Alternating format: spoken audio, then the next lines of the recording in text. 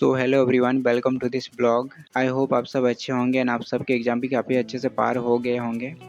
सो जिसका भी एग्ज़ाम अच्छा गया है उन लोगों को तो सबसे पहले बेस्ट ऑफ लक।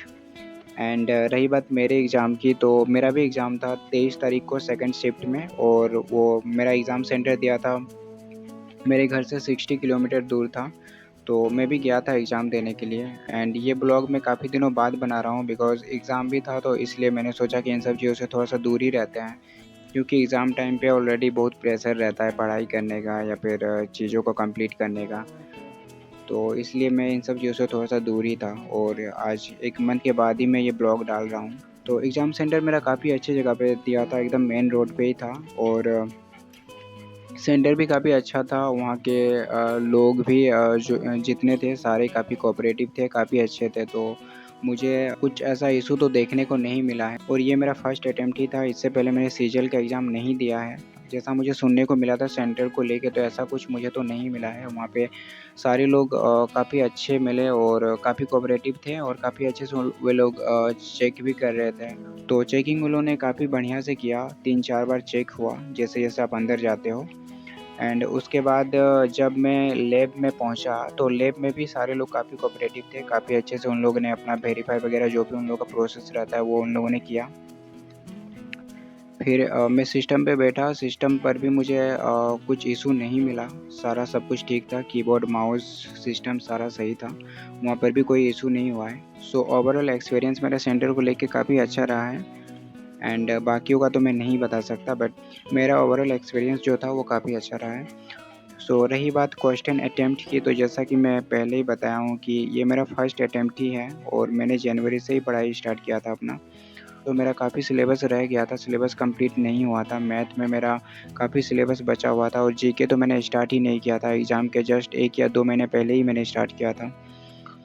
तो मैं पहले से एक्सपेक्टेड था कि एग्ज़ाम मेरा इतना अच्छा से नहीं जाएगा, इतना अच्छा अटेम्प्ट मैं नहीं कर पाऊँगा। ये तो मैं पहले से एक्सपेक्टेड था, लेकिन फिर भी मैं चला गया एग्ज़ाम देने के लिए, सोचा कि एटलीस्ट मुझे इस साल एक्सपीरियंस हो जाएगा कि एग्ज़ाम कैसे रहता है, नहीं रहता है, क्या-क्या प्रोसेस होता है, तो इन सब चीज़ों के बारे में पता चल जाएगा। सो रही बात अटेम्प्ट की, तो मैंने ज़्यादा क्वेश्चन अटेम्प्ट नहीं किया है, आई थिंक 57 या 58 ही मैंने अटेम्प्ट किया है।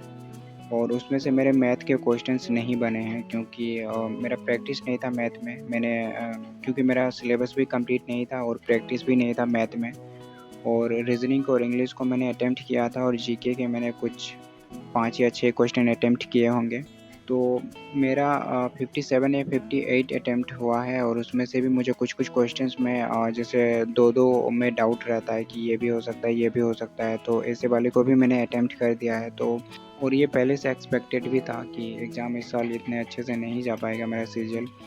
खैर फिर भी मैं चल गया था एग्ज़ाम देने के लिए, और सोचा कि एटलीस्ट एक्सपीरियंस हो जाएगा, तो काफ़ी सारी चीज़ें पहले से मालूम रहेगा।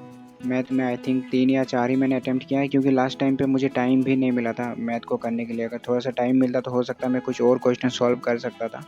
क्योंकि मेरा प्रैक्टिस भी नहीं था, तो इतना स्पीडली मैं सॉल्व नहीं कर पा रहा था, और लास्ट टाइम में मेरा टाइम एकदम ख़त्म होने वाला था। 7 या 6 मिनट ही बचा था, तो मैं ज़्यादा क्वेश्चन अटेम्प्ट नहीं कर पाया था, और मेरा प्रैक्टिस भी नहीं था। तो मैंने 3 या 4 क्वेश्चन ही अटेम्प्ट किए थे मैथ में। खैर फिर भी मैंने एग्ज़ाम एक्सपीरियंस के लिए देने चला गया था, एटलीस्ट मैंने सोचा एक्सपीरियंस तो हो जाएगा। बाकी एक्सपेक्टेड मुझे पहले भी नहीं था। तो फिर मैं एग्ज़ाम दे के घर आया, और शाम को घर आते-आते शाम हो गया था, क्योंकि ट्रेन से ही आया था, तो आते-आते 7 बज गया था, और उसके बाद फिर मैं उस दिन तो कुछ नहीं पढ़ा था। एंड प्लीज़ मुझे बताना आप लोग कमेंट सेक्शन पे कि आप लोगों ने कितने अटेम्प्ट किए हैं, और जिनका भी एग्ज़ाम काफ़ी अच्छा गया है उन लोगों को तो बेस्ट ऑफ लक। अपने मेंस की तैयारी पे अभी से लग जाओ, बिकॉज़ टाइम भी नहीं मिलता है मेंस के लिए ज़्यादा। आंसर की का वेट मत करो, अभी से मेंस की तैयारी शुरू कर दो। एंड साथ ही साथ अगर मुझे कुछ टिप्स दे सकते हो एज़ अ बिगिनर, तो टिप्स दे सकते हो, क्योंकि इस साल ये मेरा पहला ही अटेम्प्ट था, और मैं बिल्कुल बिगिनर, मतलब इससे पहले मैंने एसएससी का एग्ज़ाम नहीं दिया था, सीजीएल तो बिल्कुल भी नहीं दिया था। सो और जनवरी से ही मैंने स्टार्ट किया था प्रिपरेशन, तो ये मेरा फर्स्ट अटेम्प्ट ही था।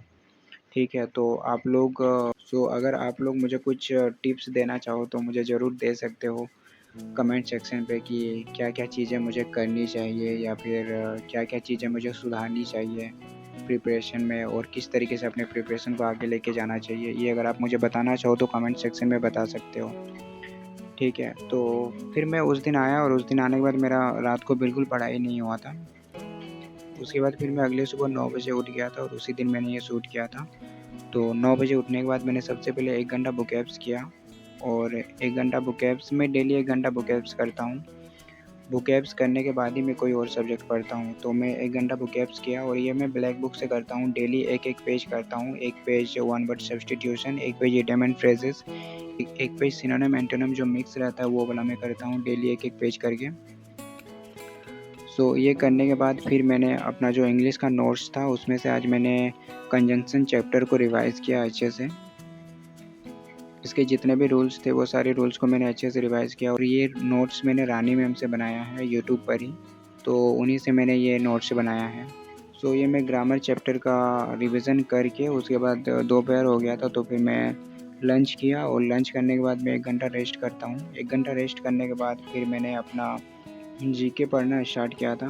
तो जैसा कि अभी मैंने सीएचएसएल का भी फॉर्म भरा है और एमटीएस का भी फॉर्म भरा है, तो अभी उसके लिए भी तैयारी करना है। एंड सीएचएसएल का एग्ज़ाम आई थिंक अक्टूबर को हो जाएगा, एमटीएस का तो नहीं पता है। तो उसके लिए जितना कवर अप कर सकते हैं करते हैं, बाकी एक्सपेक्टेड तो मुझे नहीं लग रहा है इस साल इतना। और जीके में मैं अभी लिटिल बॉय का जो परमार सर का बुक है उसमें से मैं डेली एक-एक चैप्टर कंप्लीट करता हूँ। कभी-कभार अगर क्वेश्चंस कम रहते हैं तो 2-2 चैप्टर मैं कंप्लीट करता हूँ। तो अभी मैं हिस्ट्री में आज दिल्ली सल्तनत को करने वाला हूँ और इसमें 86 या 87 क्वेश्चन है। तो देखता हूँ अगर 2 चैप्टर होगा तो 2 चैप्टर करूँगा, अदरवाइज़ एक ही चैप्टर करूँगा।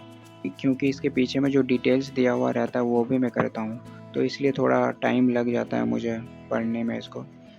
तो मैंने दिल्ली सल्तनत के जो चैप्टर थे उसको मैंने आज पूरा कंप्लीट किया और उसके पीछे में जो भी डिटेल्स दिया हुआ था उसको भी मैंने अच्छे से पढ़ा। और ये करने के बाद शाम हो गया था तो फिर मैं मार्केट चला गया था, कुछ मुझे सामान लेना था तो इसलिए मैं मार्केट गया। और मार्केट से आने के बाद फिर मैंने थोड़ा बहुत एक्सरसाइज़ किया था रूम पर ही, और अभी तो उधर बहुत बारिश भी हो रहा है तो मैं रूम पे ही करता हूँ एक्सरसाइज़। तो 1 घंटा एक्सरसाइज़ मैंने किया और उसके बाद ये मैंने शाम को थोड़ा-सा ओट्स खाया था। और ये करने के बाद फिर मैंने नवीन सर का एक वन शॉट लेक्चर मैंने हिस्ट्री का लिया था और उसका मैं प्रॉपर ये नोट्स भी बनाता हूँ, उसका मैं शूट नहीं कर पाया हूँ। एंड वैसे भी मेरे पास अभी लैपटॉप नहीं है, मैं मोबाइल से क्लासेस करता हूँ तो मैं उसको शूट नहीं कर पाया हूँ। तो वो क्लासेस मैंने किया था और फिर रात को डिनर विनर करके फिर मैं 12 बजे तक सो गया था। So that's it for today in this blog. I hope आपको ब्लॉग अच्छा लगा होगा। अगर ब्लॉग अच्छा लगा है तो ब्लॉग को लाइक करें, साथ ही साथ चैनल को भी सब्सक्राइब करें। एंड मिलते हैं फिर ऐसे एक नए ब्लॉग में, तब तक के लिए take care, bye bye. And अपनी पढ़ाई अच्छे से करते रहें।